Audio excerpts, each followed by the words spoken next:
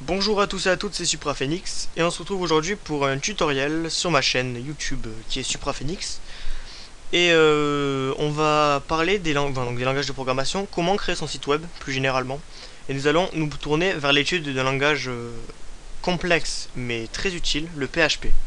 Alors le PHP ça sert à quoi? Pour commencer, il faut que vous ayez les bases préalables du HTML et du CSS pour pouvoir vous lancer dans ce tutoriel, parce que sans ça vous n'y arriverez pas à comprendre certains aspects du tutoriel.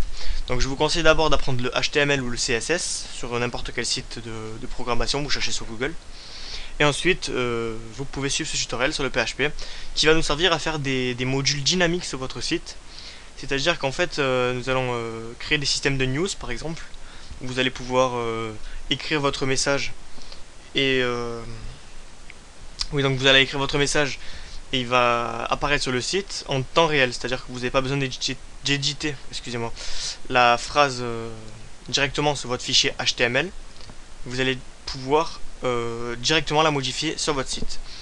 Alors bon, je vous cache pas que j'ai rien préparé, hein, je vais essayer de me débrouiller comme je peux. Et je vais essayer surtout de commencer de zéro, c'est-à-dire de vous expliquer vraiment les outils nécessaires pour coder le PHP. Et vraiment les bases, les grosses bases quoi. Alors pour commencer, nous avons besoin de deux logiciels. Donc on va ouvrir Mozilla pour les télécharger.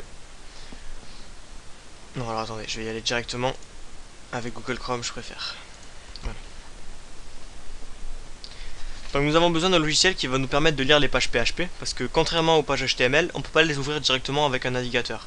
Si vous voulez, le PHP, il est pris en compte du côté serveur et pas du côté client. C'est-à-dire que si vous faites un clic droit, par exemple, regardez, là je suis sur la page Google, je vais faire clic droit.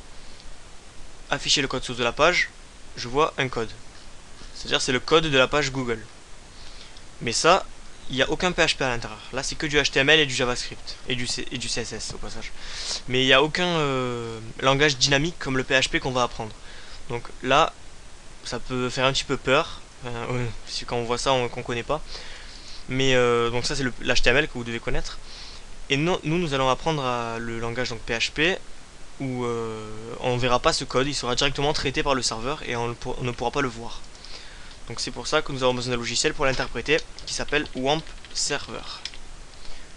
Oula, Warp, non, c'est WAMP Server. Voilà. Donc vous allez sur le site, comment ça marche ou ce que vous voulez quoi, et vous mettez télécharger version gratuite. Donc on va le faire ensemble, sauf que je vais pas aller jusqu'au bout moi, parce que je l'ai déjà sur mon ordi, il marche bien, donc on va pas gâcher tout ça, hein. Quand ça marche, il faut profiter. Parce que bon, il y a pas mal de problèmes avec ce logiciel, il n'est pas compatible avec tous les ordinateurs, et selon comment on le configure, ça peut être très difficile à régler. Donc je ferai pas de tutoriel comment régler les problèmes, hein. Ça je vous laisserai chercher sur Google si vous vous en sortez pas. En attendant, on va partir du principe que ça marche. Donc pour information, je suis sur Windows Vista. Et je suis en version x32 il me semble. Ouais c'est ça, x32. Donc voilà.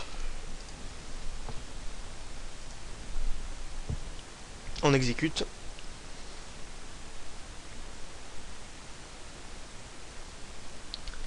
On autorise le programme.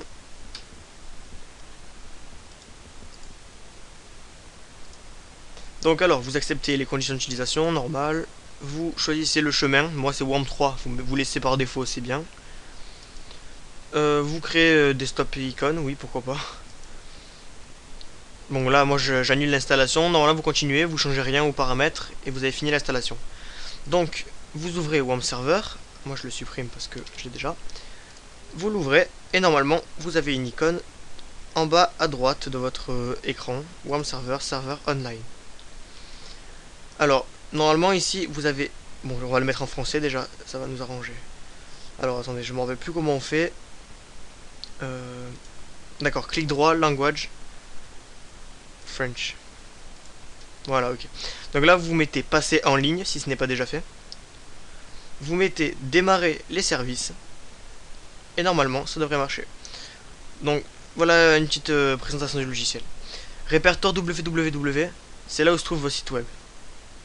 Donc moi, là, pour l'instant, j'ai un site web déjà hébergé dedans. On va le lever. On va le mettre de côté pour le tutoriel. Voilà, je le sors.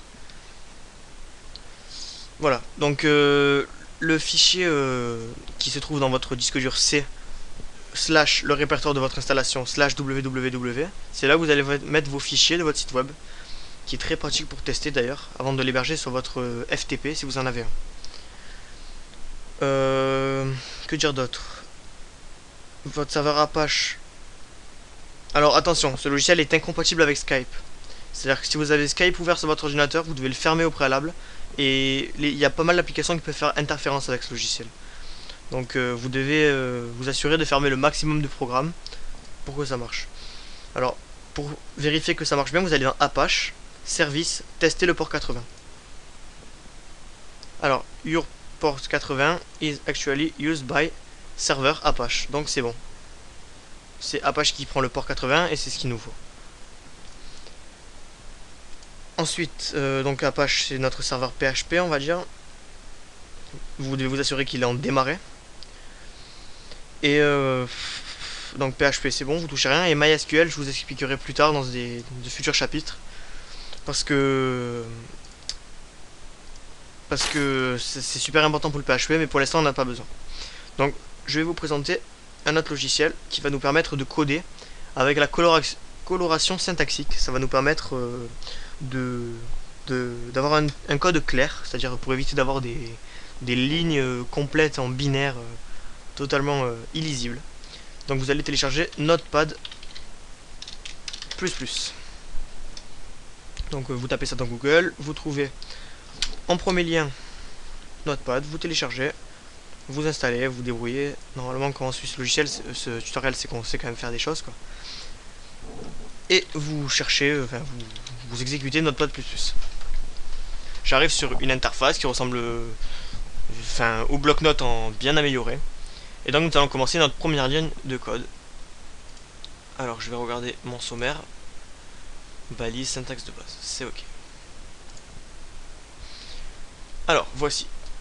Déjà il va falloir le configurer. Vous avez langage, c'est en français, qui est en haut, donc vous cliquez et vous choisissez le langage que nous allons aujourd'hui coder. Donc aujourd'hui c'est le PHP que nous allons coder. Et donc lorsque je vais écrire la balise PHP, nous allons avoir une coloration syntaxique. Alors je vous cache pas que ça ressemble pas mal au HTML au niveau des balises, c'est-à-dire que quand vous allez exécuter du PHP, vous mettez point d'interrogation PHP et pour fermer, point d'interrogation et je sais pas comment on appelle ça, bon on va dire parenthèse carrée, non, je sais pas, on va dire un guillemet de côté quoi, voilà, on s'en fout. Donc là, entre ces deux balises, je vais pouvoir mettre mon code PHP. Alors, nous allons faire le fameux test du Hello World. Ça veut dire que nous allons afficher du texte avec PHP. Donc, pour afficher du texte, vous avez deux façons. Echo, texte, point, virgule. Alors, on va analyser tout ça. Echo, c'est une fonction PHP qui va nous permettre d'afficher du texte, tout simplement. Ensuite, vous allez mettre entre guillemets, vous allez mettre votre texte à l'intérieur. Donc ça revient à faire P texte fermé P. Voilà, donc si vous avez suivi un cours sur le HTML, vous allez comprendre que echo texte est égal à P texte. Donc pour l'instant rien de magnifique, le PHP ne sert pas à grand chose si ça sert juste à ça, mais je vais vous expliquer vraiment la vraie utilité de PHP. Donc quand on finit une ligne de PHP, 99% du temps, vous allez devoir mettre un point virgule à la fin. Sinon vous allez avoir une erreur de syntaxe. Alors on va tester déjà le script. Donc on va enregistrer cette page qu'on va appeler index.php. N'oubliez pas l'extension qui doit être .php de la page. Sinon le code PHP ne s'exécutera pas. Donc on va dans ordinateur, HP, wamp, www, index.php. On va retourner sur Google Chrome. Et maintenant on va essayer d'accéder à notre page web. Alors, vous allez devoir taper localhost. Vous avez deux manières. Soit vous tapez localhost, soit vous tapez 127.0.0.1. Et voilà, ma page index.php et donc Ben voilà, elle est accessible en première page. Donc comme vous pouvez le voir, il y a deux fois texte. Donc le premier est ici et le deuxième est en bas. Voilà. Donc maintenant, nous allons voir qu'il y a plusieurs façons d'entourer une chaîne de caractères. Donc le texte, en fait, si vous voulez, c'est une chaîne de caractères. Ce que je peux faire aussi, c'est echo texte avec une simple apostrophe. Ça va, il vaut mieux que vous preniez l'habitude directement de mettre les apostrophes comme ça, parce que c'est vraiment ce qui va nous servir plus tard à coder plus facilement et vraiment de manière simplifiée. Donc prenez l'habitude de mettre des apostrophes dès le début, ça va vous servir. Ensuite, on peut directement afficher une variable. Une variable, on verra ce que c'est plus tard, mais en tout cas, une variable commence toujours par le signe dollar et nous allons marquer donc le nom de la variable. Voilà. Donc quand on affiche une variable, on n'a pas besoin de mettre les guillemets. Même on ne doit pas les mettre, sinon on va avoir une erreur. On la marque directement.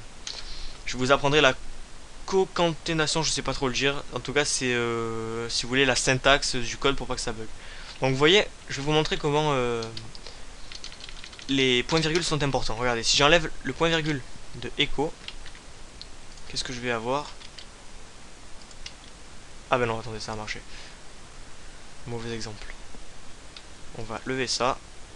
Ça ne sert à rien. Et on va lever ça. Voilà, donc je lève le point-virgule.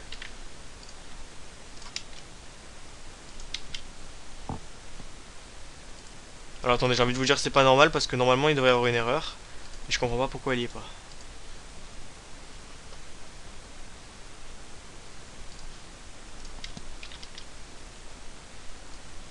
Ah bon, c'est bizarre ça. Ah bon, bah à croire que la fonction echo n'a pas besoin de point virgule, c'est bizarre. J'étais pourtant persuadé qu'elle était obligatoire. Localhost.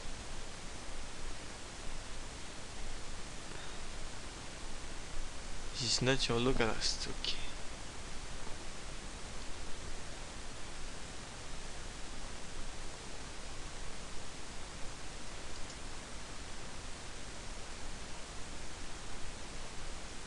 Ok, bon bah écoutez. Désolé pour ce long silence, il n'y en a pas besoin. En tout cas pour cette ligne. Mais prenez l'habitude de le mettre, c'est vraiment une habitude à prendre. Donc vous avez beaucoup de fonctions à PHP.